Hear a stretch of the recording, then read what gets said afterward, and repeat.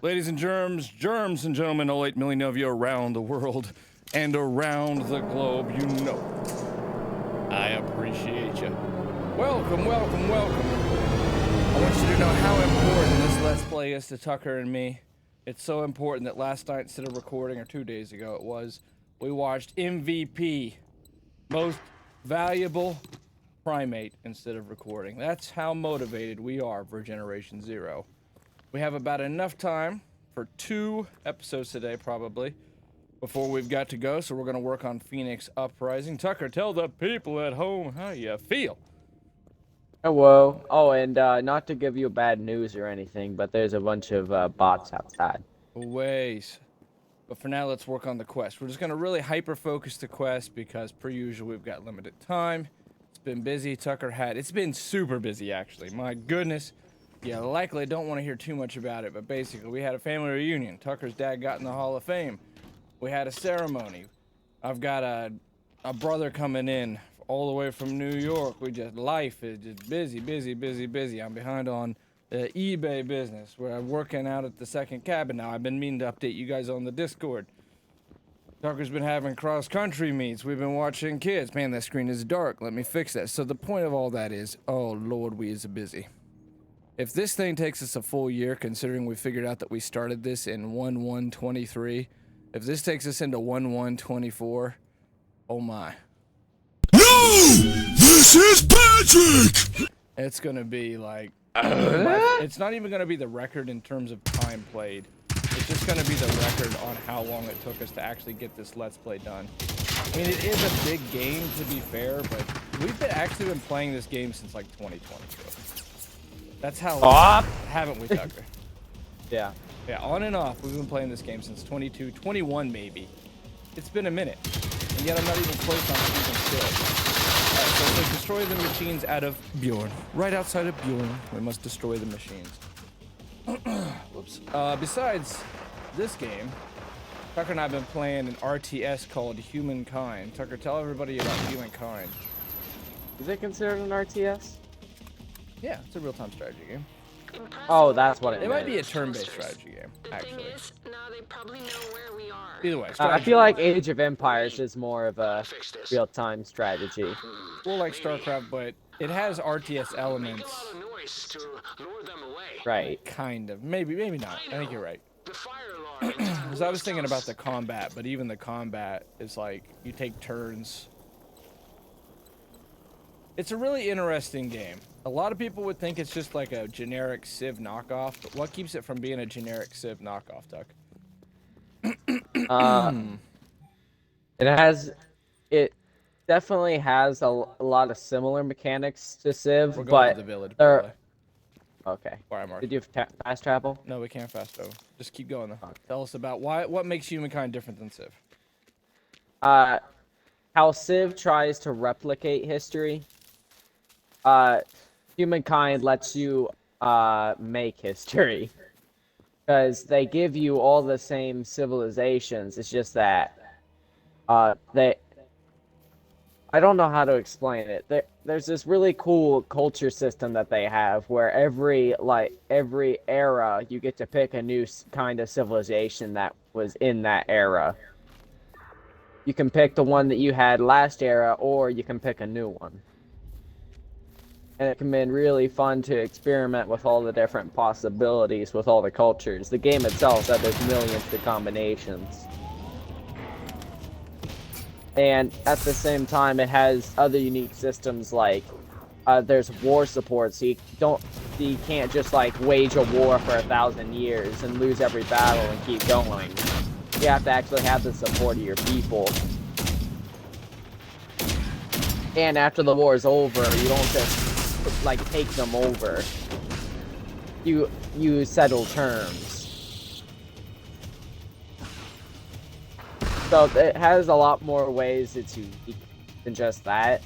But I'm definitely missing a lot of stuff because we've only played it for not even 3 days. Well, you've played it more than that. You were playing it before I got into it. And you've been watching YouTube Let's Plays on it. I haven't been watching any YouTube videos on it. Yeah. I watched you watch some YouTube videos on it. What do you mean? You were watching like that one YouTuber do like, today we're playing Humankind. Here's our strategy we'll be going for today. God dang it, Tucker. Don't be doing that thing you do. You said that one YouTuber. That doesn't narrow it down. I told you how he starts his video. He does like crazy builds on the YouTube thing. He figures out like some strategies that break the game. Is it like that Fallout guy? Not like that Fallout guy. You were the one watching his Humankind videos, Tucker. That's how you learned about the game. I asked you what the game was, and I said, is it Civ? And you said, no, it's Humankind. Because it looks a lot like Civ. They are obviously heavily inspired by Civilization. But Tucker and I have played quite a bit of Civ. Not as much as some of you out there. I mean, you guys are like, people who love Civ are hardcore, like Final Fantasy people. But Tucker especially got really into the latest Civ. And he knows like strategies, tactics, different win strategies to go for. And I mostly am just like, I like builder games, so I'm always just trying to build a lot of stuff. And yeah, I'm not that good at it. I don't think about it enough. Humankind is neat because it has a lot more. I'm trying to think. Sorry. It's a lot wider in scale. It feels like. I'm glad you said that because I was actually going to say it's like, it has fewer systems at work, but the systems that it does have at work are deeper. So like it has an influence system. Instead of it being, it's a bit like Civ Revolution where you spread your culture, but in this case it's influence, and that grows your borders actively, and you start to basically put pressure on other nations near you, and you can make them go into your culture. Now, and that's deeper than Civ, where Civ just has technology. And then it has, what's that other tree? There's like what, the civics tree and Civics the technology tree. Okay. Yeah, the way that on, Humankind does. Okay. The way that Humankind does it is they ask you like personality test style questions, and this begins to ferment your nation, your empire. And so it takes like a base empire, like the Romans or the Assyrians, or I like to play the Babylonians. Tucker likes to play the Egyptians. And it's pretty much like, this is your own story. Humankind has like certain arcs running all through it, but some, a few changes in history about how nations are formed and how they decide to govern themselves, that would change everything. And the way that it asks you to do that is questions. And it was really cool the first time. I noticed I'm kind of picking the same ones over and over again.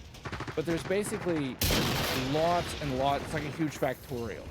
From those questions, you get two options, and those options start to build down a skill tree, kind of like Skyrim, and you get like the whole astrology thing, and that's how you build your tree. So, oh yeah, that. A few differences in your decision making could build a whole different type of country. Yeah, because it'll ask you a question, then it'll give you two options, and each side has their own benefits. It'll tell you the benefits, So there's and it'll tell you how you govern yourself. Like, how will we over deal with? faith. Individual over community. What are the other two? It was like justice or freedom. I don't know. Yeah, it's like that, right? Like, basically order or liberty. And There was another one where, but there's I one was more. talking about how that. Hear it. No, there's not one more. Yeah, there is. There's There's- 4 categories. Toasters here. Yeah, there's 4 categories. Then what are you talking about? There isn't another one. Try Loud as hell. civic. I'm talking about the questions it asks you when you have those two Yeah, but I'm saying choices. there's 4 categories. It's a scale. There's 2 scales, okay? And it asks you the questions, and it tips all these. Well, usually it only tips 2 out of the 4, but basically you end up having an empire that either starts to lean more towards order or liberty, more towards like communal action, or more towards individual action, more towards logic and reason, or more towards faith and tradition. And then I was saying, Tucker, and I said there's one more. Can you remember what the last one is? I can't. Okay, but I think it's something to do with the military. Now finish your thought, Tucker. When you go to choose civics, you said how they influence the scales, but it'll ask you a question like, how will your society deal with non-believers? And it'll give you 2 options like exile or execution. And What? They each have their own benefits. Like they'll give you more reasons to go to war. They'll give you benefits in your cities, like more influence or more faith. And depending on what you pick, it tips the scales and gives you new questions. But there is some like Civ Revolution feeling because you can go through technologies a lot faster, it feels like, in that Yeah. one. Whereas So fast where your society can't build stuff fast enough to keep up. building is pretty slow, but maybe that's because I didn't personally go for like an industrial society. I went science, and I really was hoping they'd cut you off. So Civ does want you to focus. You can do every type of technology. Are we trying to get all the robots to come over Was here? that you down there? Yes. So when we ask you to make some noise, you make some noise. You make That some noise. was a close Phew. call. Look, we can't go on like this. But Civ, I'm having to ultimately, stay if you want to cooped win up the here. game, you need to sort of focus on a certain victory condition on your You technology. can't try and do all of them at the same time. Right, you could, but it's not a very effective strategy. So, you know, if you're going to go science, it's good to start focusing that early and often and start, or you're going to be stuck on that game forever, or you're going to get conquered if you're playing at any reasonable difficulty. They kind of let you do everything, and they almost want you to do everything in Humankind, it feels like. It just depends on the order you do them, on what you're going to be kind of strong in the moment, but you get through them so fast. I was hoping, so like the latest Civ, you go into different, oh, what is it? You go into like different eras, and Yeah. So you start as a nomadic tribe, then you get to ancient, classical, medieval. I don't know what the others are yet. it keeps going. Like there's astronauts and stuff, so you're gonna get to the space age eventually, I would assume. But That's one of the ways to win. You can configure it that way. When you conquer Mars, you win the game. oh, is it? Yeah. But I was hopeful that you would get cut off. I thought that would be a really good like RPG style way of doing things. Is force you as a player to understand that once you reach a certain, well, you have to reach an era score, and well, it's never mind. Era score is Civ.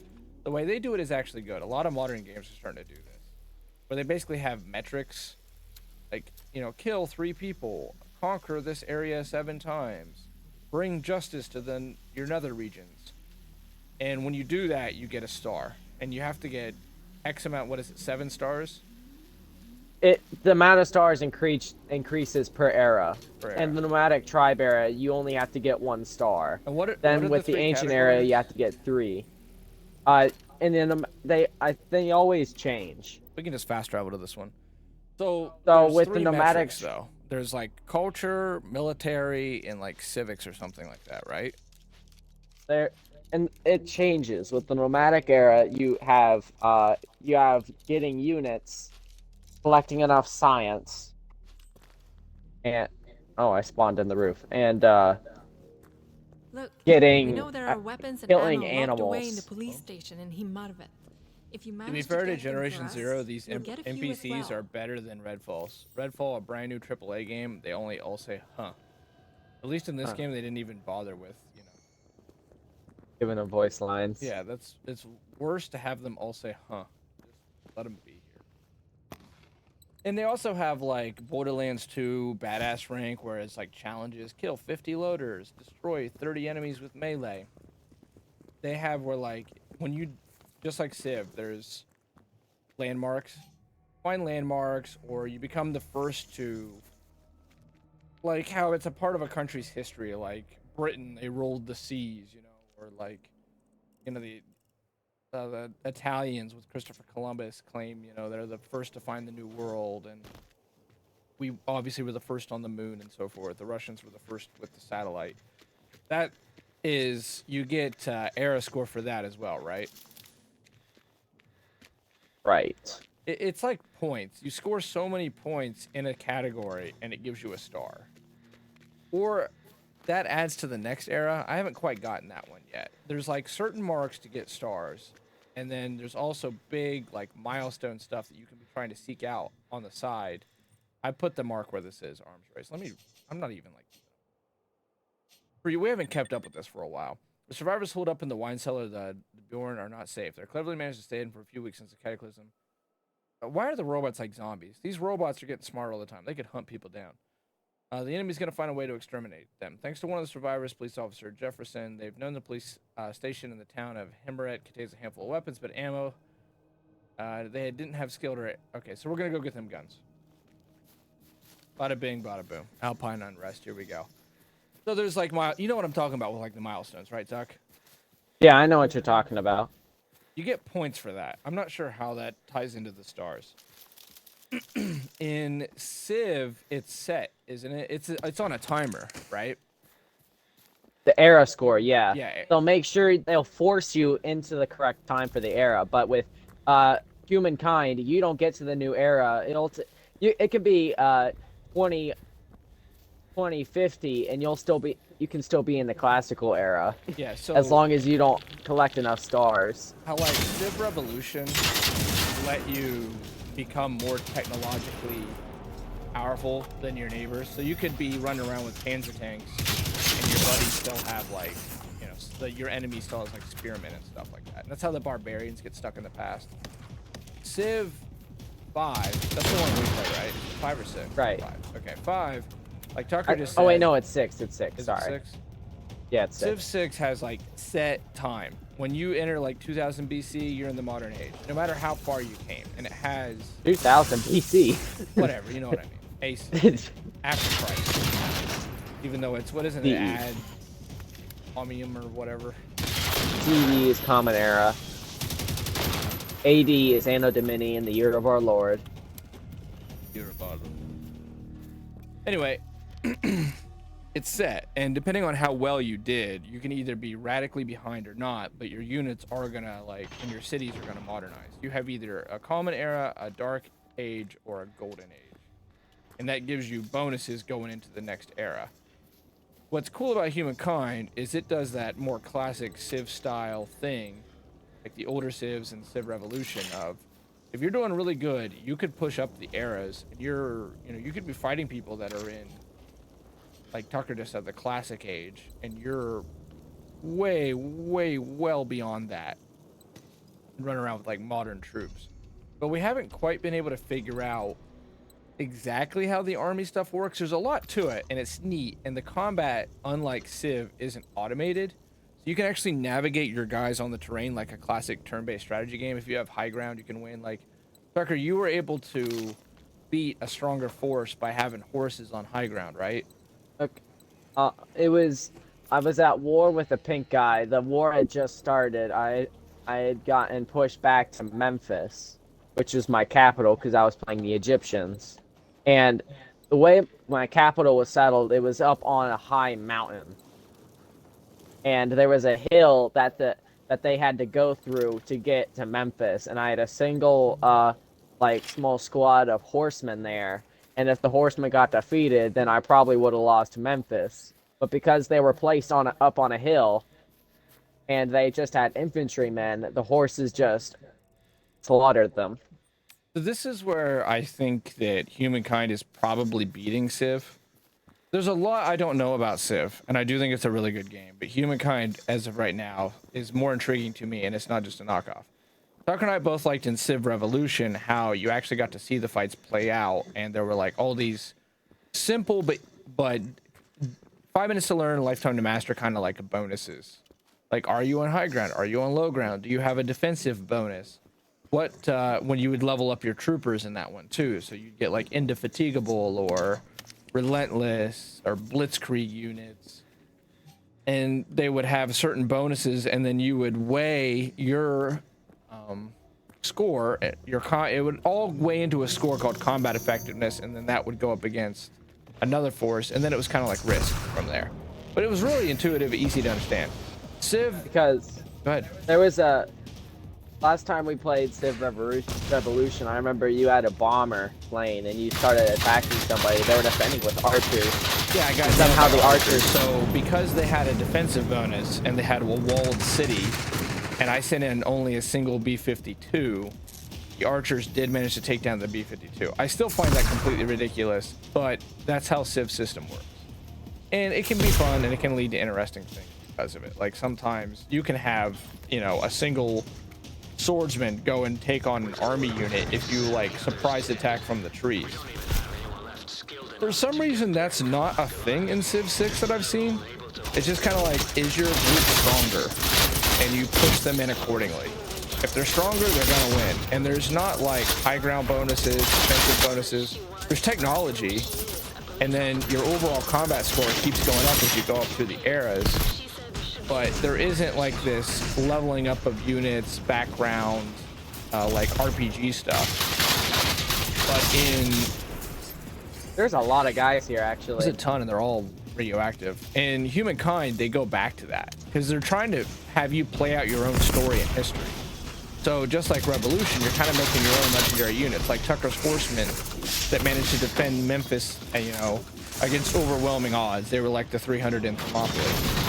Now we haven't had that come into one of the, to me, what is one of the cooler things about the game, which is besides the civics tree, they also have like random events, and these are like story bait, like a text-based adventure game.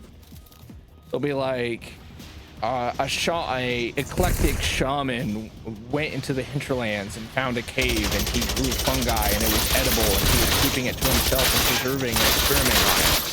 Then the people are upset that in this time of need that he would like hoard the food. And then you'll get options as their leader. Do you want to like exile him and have him research the fungi, and that'll increase your science production? Do you want to punish him and give the people the food, and that'll make the people happy, and they'll have a feast. They'll have feast status on for a few days, which means their population increases faster and a few other things. Or do you want him to like teach everyone how to preserve the mushrooms? That'll be like +3 from that point on. But your decision there ends up arcing into the next like prompt eventually. So like how in The Walking Dead and the Telltale games are always like, Alice will remember that. If you say like decided to preserve the fungi, then you might get a prompt later on that's like, oh, by the way, the fungi was poisonous and it has long-term effects, and now your people will have like birth defects. How are you going to solve this one? So all your decisions, it's not just as simple as like, oh yeah, just choose the one that's the most like, you know, the word was there and it slipped, but like the best benefit to your gameplay, you know, like the meta decision, +3 food, I'm going for a food build. There's consequences to every decision. So like, I think I chose like, oh yeah, the scientist can stay around. He's a scientist. He's good. But he turns into like a madman. He ends up like using that to terrorize the city or some shit. What's some interesting ones you've had, Tucker? There was a time where, since Thebes was saddled next to a river, the people were worried that the river was gonna flood soon. Huh? So they asked that I send them some gold to help prepare.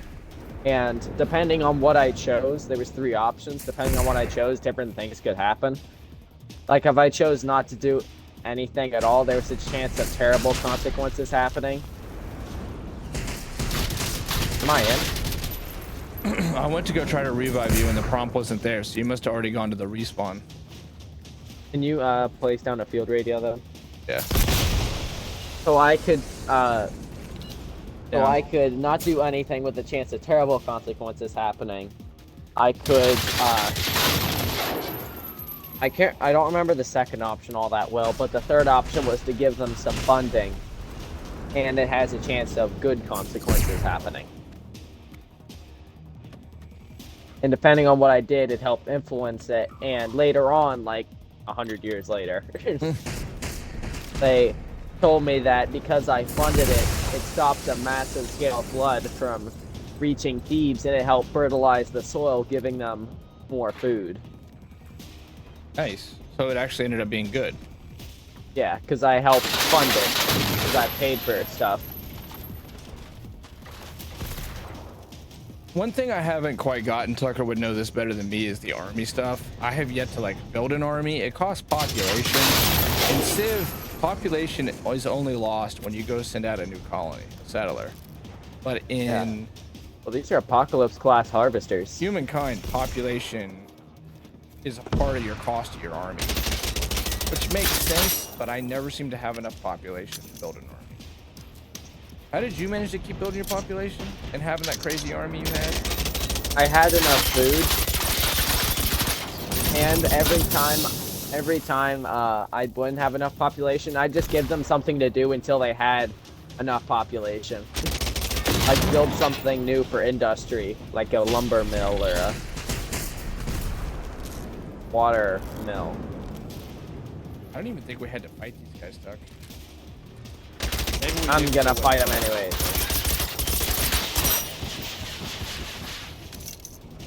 These guys are ridiculously strong, though. This fight's been happening for so long.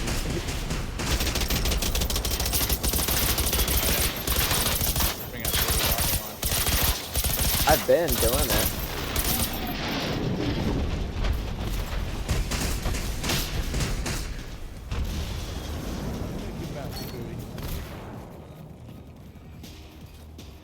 Oh my god, I hate the fact that they have flamethrowers. They're really good at AoE stuff.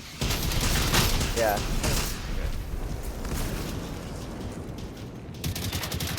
Not again. Parachute, Dinkelberg.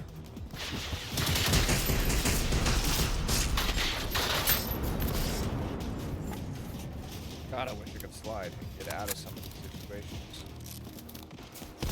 Itchy, itchy. Out of the way.